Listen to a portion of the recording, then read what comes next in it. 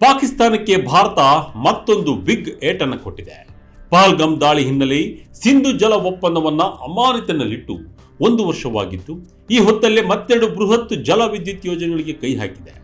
ಭಾರತ ಈಗ ತನ್ನ ಪಶ್ಚಿಮ ನದಿಗಳ ನೀರನ್ನ ಗರಿಷ್ಠ ಮಟ್ಟದಲ್ಲಿ ಬಳಸಿಕೊಳ್ಳಲು ಬರೋಬ್ಬರಿ 2600 ಕೋಟಿ ರೂಪಾಯಿ ಮೌಲ್ಯದ 2 ಬೃಹತ್ ಮೂಲಸೌಕರ್ಯ ಯೋಜನೆಗಳನ್ನು ಕೈಗೆತ್ತಿಕೊಂಡಿದೆ. ಪಹಲ್ಗಾಮ್ ದಾಳಿ ಬಳಿಕ ಭಾರತ ಪಾಕಿಸ್ತಾನದ ವಿರುದ್ಧ ಸ್ಟೆಪ್ ಬೈ ಸ್ಟೆಪ್ ಕ್ರಮಗಳನ್ನು ತೆಗೆದುಕೊಂಡು ಬರ್ತಾ ಇದೆ. ಈಗಾಗಲೇ ಹಲವು ಯೋಜನೆಗಳಿಗೆ ಚಾಲನೆ ನೀಡಿರುವ ಭಾರತ ಪಾಕಿಸ್ತಾನಕ್ಕೆ ಶಾಕ್ ಮೇಲೆ ಶಾಕ್ ಕೊಡ್ತಾ ಇದೆ.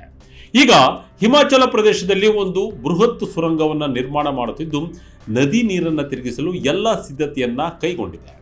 ಇದರ ಜೊತೆ ಜಮ್ಮು ಮತ್ತು ಕಾಶ್ಮೀರದ ಸಲಾಲ್ ಅಣೆಕಟ್ಟಿನ ಹೂಳನ್ನು ಕೂಡ ಭಾರತ ತೆಗಿತಾ ಇದೆ. ಇದು ಪಾಕಿಸ್ತಾನಕ್ಕೆ ನುಂಗಲಾರದ ತುತ್ತಾಗಿದೆ. ಈ ಎರಡೂ ಯೋಜನೆಗಳ ಹಿಂದಿರುವ ಭಾರತದ ಅಸಲಿ ಪ್ಲಾನ್ ಏನು? ಪಾಕಿಸ್ತಾನ ಈ ಪ್ರಾಜೆಕ್ಟ್ ಅನ್ನು ನೋಡಿ ಯಾಕೆ ನಡುತ್ತಾ ಇದೆ? 1960ರ ಸಿಂಧು ನದಿ ಒಪ್ಪಂದವನ್ನ ಅಮಾನತಿನಲ್ಲಿ ಇಟ್ಟಿರುವ ಭಾರತದ ಮುಂದಿನ ನಡೆ ಏನು?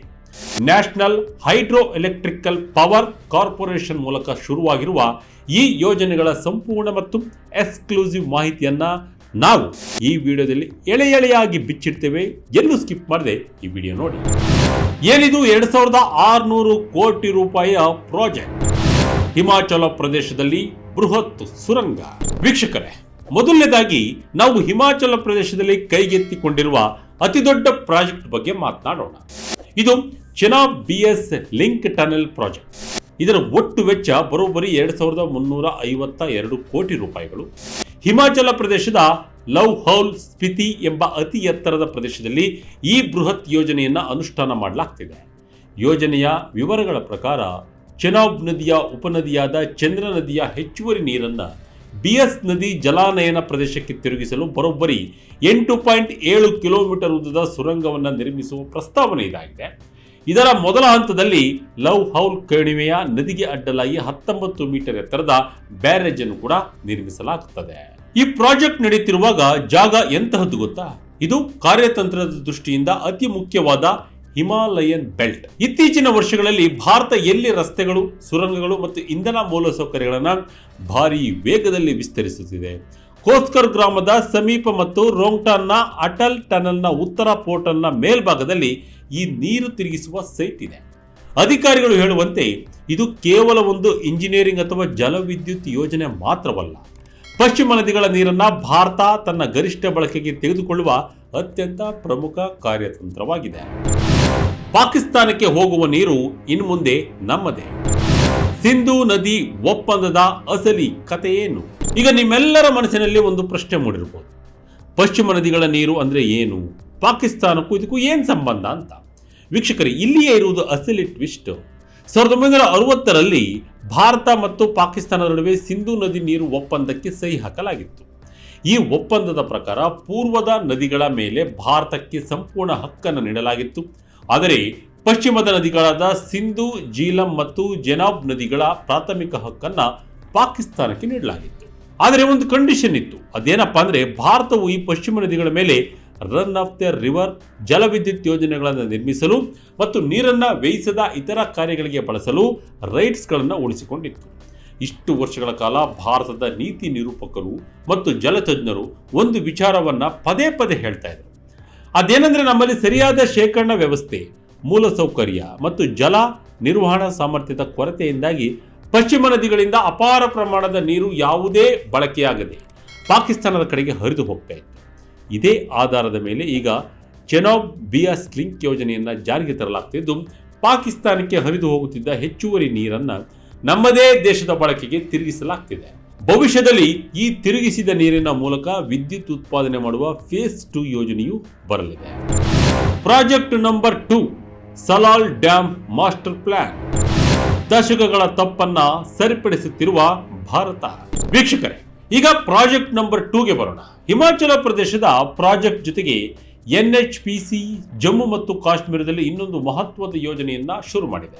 ಅದೇ 268 ಕೋಟಿ ರೂಪಾಯಿ ವೆಚ್ಚದ ಸಲಾಲ್ ಜಲ ವಿದ್ಯುತ್ ಯೋಜನೆಯ ಹೂಳೆತ್ತುವ ಮತ್ತು ಬೈಪಾಸ್ ಸುರಂಗ ನಿರ್ಮಾಣ. ಇದು ತಾಂತ್ರಿಕವಾಗಿ ಮತ್ತು ರಕ್ಷಣಾ ದೃಷ್ಟಿಯಿಂದ ಅತ್ಯಂತ ಮಹತ್ವದ ಯೋಜನೆಯಾಗಿದೆ. ಪಹಲ್ಗಾಮ್ ಉಗ್ರರ ದಾಳಿಯ ನಂತರ ಭಾರತ ಸಿಂಧು ನದಿ ಒಪ್ಪಂದವನ್ನು ತಡೆ ಹಿಡಿಯಲಾಗಿದೆ ಎಂದು ಘೋಷಿಸಿದ ತಕ್ಷಣ ಶುರುವಾದ ಮೊದಲ ಕಣ್ಣಿಗೆ ಕಾಣುವ ಆಪರೇಷನ್ ಇದಾಗಿದೆ. ಹಲವಾರು ದಶಕಗಳಿಂದ ಸಲಾಲ್ ಜಲಾಶಯದಲ್ಲಿ ಒಂದು ದೊಡ್ಡ ಸಮಸ್ಯೆ ಇತ್ತು. ಹಿಮಾಲಯದಿಂದ ಹರಿದು ಬರುವ ಚೆನಾಬ್ ನದಿ ತನ್ನ ಜೊತೆ ಅಪಾರ ಪ್ರಮಾಣದ ಹೂಳನ್ನು ಹೊತ್ತು ತರ್ತಾ ಇತ್ತು. ಇದರಿಂದಾಗಿ ಜಲಾಶಯದ ಶೇಖರಣಾ ಸಾಮರ್ಥ್ಯ ಕಡಿಮೆಯಾಗಿ ಟರ್ಬೈನ್ಗಳ ಕಾರ್ಯಕ್ಷಮತೆ ಹಾಳಾಗಿತ್ತು. ಇಲ್ಲಿ ಒಂದು ಇಂಟ್ರೆಸ್ಟಿಂಗ್ ವಿಚಾರ ಇದೆ. ದಶಕಗಳ ಹಿಂದೆ ಈ ಅಣೆಕಟ್ಟನ್ನು ಕಟ್ಟುವಾಗ ಕೆಳಮಟ್ಟದಲ್ಲಿ ಹೂಳನ್ನು ಹೊರಹಾಕಲು ಸ್ಲೋಯಿಸ್ಗಳನ್ನು ನಿರ್ಮಿಸಲಾಗಿತ್ತು. ಆದರೆ ಆ ಕಾಲದಲ್ಲಿ ಸಿಂಧು ನದಿ ಒಪ್ಪಂದದ ಚರ್ಚೆಯ ವೇಳೆ ಬಂದ ಆಕ್ಷೇಪಣೆಗಳ ಕಾರಣದಿಂದಾಗಿ ಆ ಸ್ಲೂಯಿಸ್ಗಳನ್ನು ಕಾಂಕ್ರೀಟ್ ಹಾಕಿ ಮುಚ್ಚಲಾಗಿತ್ತು. ಭಾರತದ ವಿಮರ್ಶಕರು ಅಂದಿನಿಂದಲೂ ಇದು ದೊಡ್ಡ ತಪ್ಪು, ಇದರಿಂದ ಡ್ಯಾಮ್ನ ಹೂಳು ನಿರ್ವಹಣೆ ಸಾಮರ್ಥ್ಯ ನಾಶವಾಗುತ್ತದೆ ಎಂದು ವಾದಿಸುತ್ತಲೇ ಇದ್ದರು. ಈಗ ಆ ಹಳೆಯ ತಪ್ಪನ್ನು ಸರಿಪಡಿಸುವ ಸಮಯ ಬಂದಿದೆ. ಈ ಹೊಸ 268 ಕೋಟಿ ರೂಪಾಯಿಯ ಬೈಪಾಸ್ ಸುರಂಗದ ಮೂಲಕ ನೀರನ್ನ ಬೇಕಾದಾಗ ಬೇರೆಡೆ ತಿರುಗಿಸಲು ಮತ್ತು ಜಲಾಶಯದಲ್ಲಿ ಶೇಖರಣೆಯಾಗುವ ಹೂಳನ್ನು ಬೈಪಾಸ್ ಯಾಂತ್ರಿಕತೆಯ ಮೂಲಕ ಹೊರಹಾಕಲು ಸಾಧ್ಯವಾಗುತ್ತದೆ. ಪ್ರತಿ ವರ್ಷ ಬರೋಬ್ಬರಿ 40ರಿಂದ 50 ಮಿಲಿಯನ್ ಕ್ಯೂಬಿಕ್ ಮೀಟರ್ ಹೂಳನ್ನು ತೆಗೆಯುವ ಬೃಹತ್ ಗುರಿಯನ್ನ NHPC ಹೊಂದಿದೆ. ಈ ಹೂಳೆತ್ತುವ ಕಾರ್ಯ ಮುಂದಿನ 4 ವರ್ಷಗಳ ಕಾಲ ನಡೆಯಲಿದೆ. ಡ್ಯಾಮ್ನ ಹೂಳು ತೆಗೆದ್ರೆ ಒಳ್ಳೆದಲ್ವಾ ಅಂತ ನೀವು ಕೇಳಬಹುದು. ಆದರೆ ಪಾಕಿಸ್ತಾನ ಯಾಕೆ ವಿರೋಧಿಸುತ್ತಿದೆ ಅಂದ್ರೆ, ಧೂಳು ತೆಗೆದ್ರೆ ಹೆಚ್ಚಿನ ನೀರು ಸಂಗ್ರಹವಾಗಿ ನಮಗೆ ಕಡಿಮೆ ನೀರು ಸಿಗಲಿದೆ ಎಂಬುದು ಅದರ ಲೆಕ್ಕಾಚಾರ. ಜೊತೆಗೆ ಕಾಲಕಾಲಕ್ಕೆ ಹೂಳು ತೆಗೆಯುವುದರಿಂದ ಪಾಕಿಸ್ತಾನಕ್ಕೆ ಆ ಹೂಳು ನದಿ ಮೂಲಕ ಬರುತ್ತದೆ ಎಂಬ ಪಾಕಿಸ್ತಾನ ಮೊದಲಿನಿಂದಲೂ ವಿರೋಧಿಸುತ್ತಾ ಬಂದಿದೆ.